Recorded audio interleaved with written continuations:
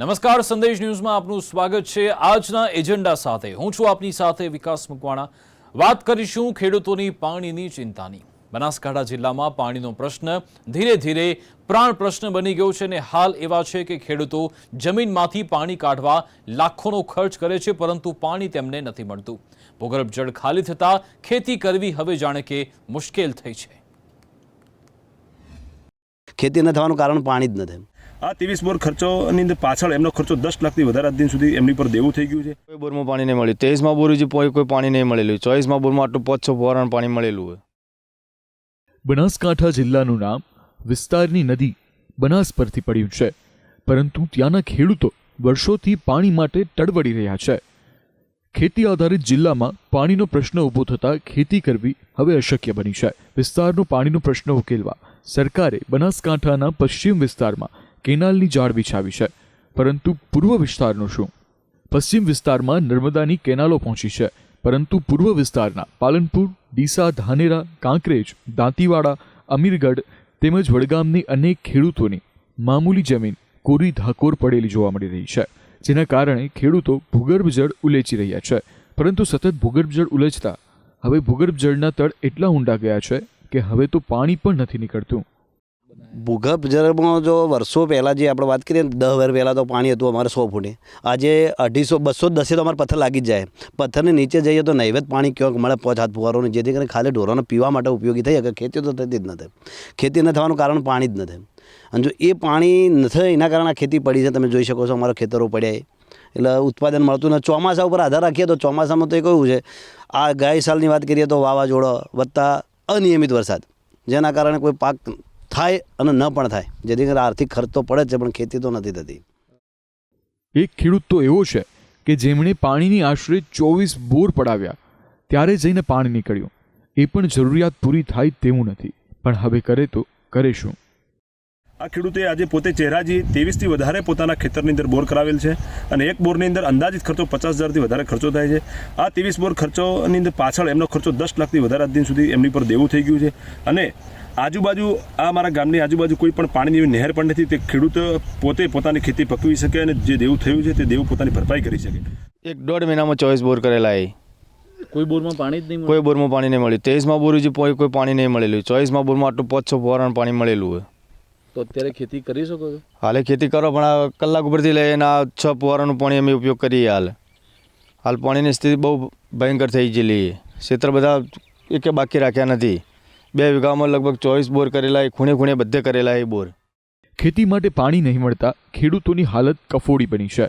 બનાસકાંઠા જિલ્લાના ખેડૂતોને આ સ્થિતિમાંથી ઉગારવા માટે સરકારે પ્રયાસો શરૂ કર્યા છે। અટલ ભૂગર્ભ યોજના થકી તંત્ર ખેડૂતોની મદદ કરી રહ્યું છે, સાથે કેટલીક યોજના કાર્યરત છે જે પૂર્ણ થતા જેના દ્વારા પાણીને લગતા પ્રશ્નોને ઉકેલાશે। સરકારશ્રી દ્વારા આ બાબત ખૂબ જ સક્રિયપણે પ્રયાસો હાથ ધરવામાં આવેલા છે, અને ખાસ કરીને અટલ ભૂગર્ભ જળ યોજના અમલમાં મૂકવામાં આવેલી છે। પણ હું આપને કહી શકું કે આપણી જે કેટલીક વિવિધ યોજનાઓ છે, માનો કે ચાંગા દાંતીવાડા પાઇપલાઇન છે તો એ કાર્યરત છે, થરાદથી જે છે કે સીપુ યોજના છે એ પ્રગતિ હેઠળ છે, એ જ રીતના જે છે કે કસરાથી દાંતીવાડા એ પણ પ્રગતિ હેઠળ છે। હાલ તો ખેડૂતો સાથે સરકાર પણ પાણીના પ્રશ્નોને પ્રાધાન્ય આપ્યું છે। વિવિધ યોજનાઓ થકી પૂર્વ બનાસકાંઠામાં પાણી લાવવાના પ્રયાસો હાથ ધર્યા છે, ત્યારે તેને ક્યારે સફળતા મળે અને ખેડૂતોને ક્યારે પાણી મળે છે તે જોવાનું રહ્યું। બ્યુરો રિપોર્ટ, સંદેશ ન્યૂઝ। ઉત્તર ભારતમાં ફરી એકવાર કાતિલ ઠંડીનો માર જોવા મળી રહ્યો છે। પહાડોમાં બરફ વર્ષા તો રોકાય છે, પરંતુ ઠંડીની અસર હજુ ઓછી થઈ નથી। જમ્મુ કાશ્મીરમાં હાડ થીજવતી ઠંડીના કારણે શ્રીનગરનું દલ લેક તો થીજ્યું છે, તો માઉન્ટ આબુમાં પણ બરફના જામેલા થર જોવા મળ્યા। બીજી બાજુ ઉત્તર ભારતમાં ધુમ્મસનો ધુમાડો પણ લોકોની મુશ્કેલી વધારી રહ્યો છે। આ વચ્ચે ગુજરાતની મુશ્કેલી ડબલ થવાના એંધાણ છે। બરફવર્ષા રોકાય પણ ઠંડી યથાવત। ઉત્તર ભારતમાં ઠંડી સાથે ધુમ્મસનો ધુમાડો। ગુજરાતમાં માવઠાના આગાહીથી ચિંતા। નવા વર્ષની શરૂઆતથી જ ઠંડીએ પોતાનું જોર બતાવવાનું શરૂ કરી દીધું છે। નવા વર્ષના 7 દિવસમાં જ ઠંડીથી બધા ઠૂંઠવાયા છે। શરૂઆતમાં પહાડી રાજ્યોમાં હિમવર્ષા થઈ હતી, પરંતુ હિમવર્ષા રોકાયા બાદ પણ ઠંડીનું જોર યથાવત દેખાઈ રહ્યું છે। શ્રીનગરનું દલ લેક હજી થીજી ગયેલી હાલતમાં જોવા મળી રહ્યું છે। થીજી ગયેલા દલ લેકની મુલાકાત લેતા સહેલાણીઓ પણ ઉમટી પડ્યા છે। मैं डल झील पे घूमने आया हूँ तो ये माइनस है और ये डल झील जम रहा है और काफी ठंड है, काफी एंजॉय कर रहा हूँ और मुझे बड़ा अच्छा लग रहा है। ठंड के मौसम में कश्मीर घूमने के लिए आया हूँ। जैसा मैं सोचा था, आज यहाँ बहुत ही ज्यादा ठंड है। सुबह सुबह मैं उठा, मैं डल लेक के किनारे भी खड़ा हूँ।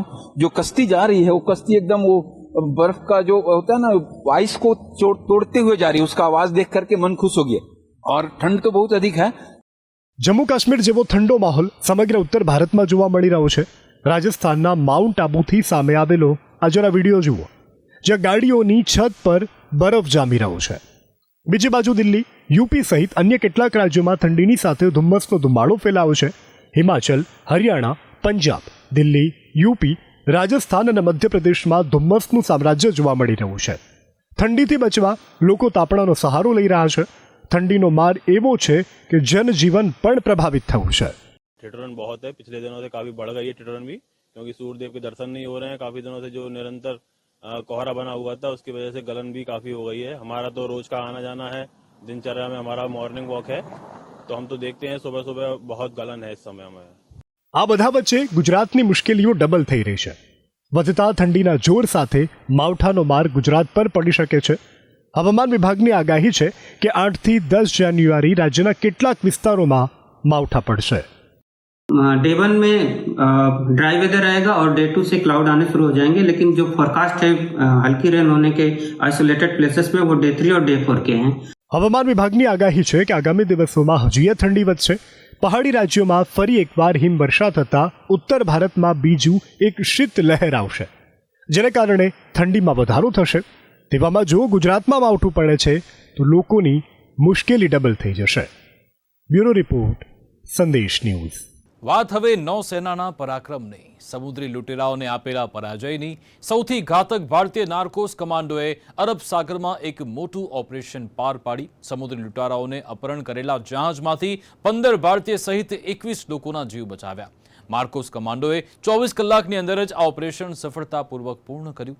અપહૃત વ્યક્તિઓનો એક વિડીયો પણ સામે આવ્યો, જેમાં તે છુટકારા બાદ ભારત માતાની જયના નારા લગાવી રહ્યા છે। ગુરુવારના રોજ એક સમાચાર મળ્યા હતા કે સોમાલિયાના સમુદ્રી લૂંટારાઓએ એક જહાજનું અપહરણ કર્યું છે, જેમાં મોટા ભાગના ભારતીય છે। વાતની જાણ થતાં જ ભારતીય નૌસેના હરકતમાં આવી અને નૌસેનાના ખાસ યુનિટ માર્કોસ કમાન્ડોને ઓપરેશન સોંપવામાં આવ્યું। માર્કોસ કમાન્ડોએ 24 કલાકની અંદર જ એક મોટું ઓપરેશન પાર પાડીને સમુદ્રી લૂંટારાઓની ચુંગાલમાં ફસાયેલા 15 ભારતીય નાગરિકોનું સહી સલામત રેસ્ક્યુ કર્યું છે। સાથે અન્ય 6 લોકોનો પણ જીવ બચાવ્યો છે। બંધક ભારતીય નાગરિકોનો એક વિડીયો પણ સામે આવ્યો છે, જે છુટકારા બાદ ભારત માતાની જયના નારા લગાવી રહ્યા છે।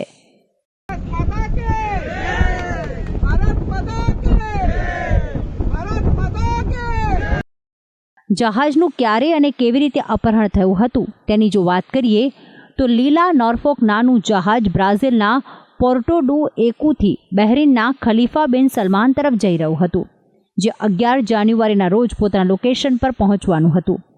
પરંતુ 4 જાન્યુઆરીના રોજ અરબ સાગરમાં સોમાલિયાના કેટલાક ચાંચિયા એટલે કે સમુદ્રી લૂંટારાઓએ આ જહાજનું અપહરણ કરી લીધું હતું। જહાજે UK maritime trade operations portal પર સંદેશો મોકલ્યો હતો, જેમાં લખ્યું હતું કે 4 જાન્યુઆરીની સાંજે 5 થી 6 ચાંચિયા હથિયારો સાથે જહાજ પર ઉતર્યા છે। ત્યારબાદ તેની જાણ ભારતીય નૌસેનાને કરવામાં આવી હતી। માહિતી મળતાની સાથે જ નૌસેના યુદ્ધ જહાજ INS ચેન્નઈ અને મેરીટાઈમ પેટ્રોલિંગ એરક્રાફ્ટ P-8I રવાના કર્યા હતા અને નૌસેનાની સ્પેશિયલ યુનિટ માર્કોસને ઓપરેશન સોંપ્યું। બસ પછી શું, માર્કોસ કમાન્ડોએ ઓપરેશન શરૂ કર્યું અને 24 કલાકની અંદર પોતાના મિશનને અંજામ આપ્યો અને જહાજ પર કબજો મેળવી લીધો। નૌસેનાએ આ ઓપરેશનની કેટલીક તસવીર પણ જાહેર કરી છે। કમાન્ડો 5 જાન્યુઆરીની રાત્રિના 8 વાગે જહાજ પર ચડ્યા હતા, પરંતુ એક પણ લૂંટારો ત્યાં નહોતો। માનવામાં આવી રહ્યું છે કે ભારતીય નૌકાદળની કડક ચેતવણી બાદ લૂંટારાઓ ડરીને ભાગી ગયા હતા।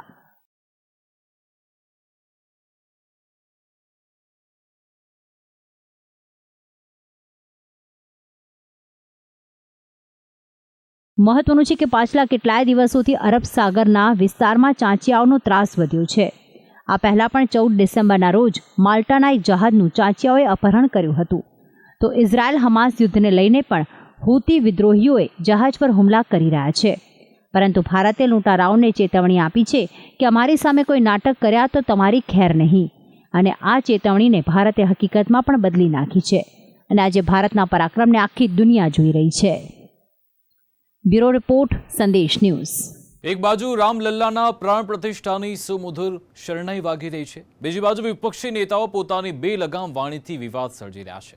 મહારાષ્ટ્ર એનસીપી નેતાએ રામને માંસાહારી ગણાવ્યા બાદ હવે જેડીયુના સાંસદે આમંત્રણને લઈ અશોભનીય ટિપ્પણી કરી, જેના પર સાધુ સંતોએ કહ્યું કે મૂર્ખોની વાતોનું કોઈ મહત્વ નથી. આ વિપક્ષની હતાશાનું પરિણામ છે. वो न्योता क्यों दे रहे हैं? किन्हीं के पिताजी का श्राद्ध है कि किन्हीं के औरत बेटा का ब्याह है. जो मूर्ख है वो मूर्ख ही वाली बात करेगा. राम का खाना क्या था? कोई बता देवे कि राम मेथी की भाजी खाता था. कि राम जी न तो शिकार करते थे न मांस खाते थे. અયોધ્યાના રામ મંદિરમાં પ્રાણ પ્રતિષ્ઠાની શરણાઈ વાગી રહી છે, તો કેટલાક વિપક્ષી નેતાઓ શરણાઈની નીચે પોતાની બીન વગાડી રહ્યા છે. ક્યારેક કોઈ નેતા પ્રભુ શ્રીરામને માંસાહારી ગણાવે છે, તો ક્યારેક કોઈ આમંત્રણને લઈને ઊંધું સીધું બોલવા લાગે છે. નવા વિવાદની વાત કરીએ તો જેડીયુના સાંસદ કૌશલેન્દ્ર કુમારે આમંત્રણને લઈને વિવાદાસ્પદ નિવેદન આપ્યું છે, જેનો જવાબ આપતા રામ મંદિરના મુખ્ય પૂજારી સત્યેન્દ્ર દાસજીએ કહ્યું છે કે મૂર્ખોની ભાષાનું કોઈ મહત્વ નથી. वो न्योता क्यों दे रहे हैं? किन्हीं के पिताजी का श्राद्ध है कि किन्हीं के औरत बेटा का ब्याह है. अब बताइए, वो जो न्योता दे रहा है वो बेवकूफ आदमी न्योता दे रहा है. वो अयोध्या सबका है. जो मूर्ख है वो मूर्ख ही वाली बात करेगा. वो स्वयं मूर्ख है. एनवाईटी एक सम्मान पत्र होता है कि हमने आपको भगवान रामलला की जो भव्य कार्य हो रहे हैं इसमें आपको सम्मिलित करने के लिए हम आपको निमंत्रित दे रहे हैं. ये निमंत्रण पत्र है. हमारे यहाँ हर छोटे छोटे काम जो होते हैं उसमें भी निमंत्रण पत्र भेजा जाता है.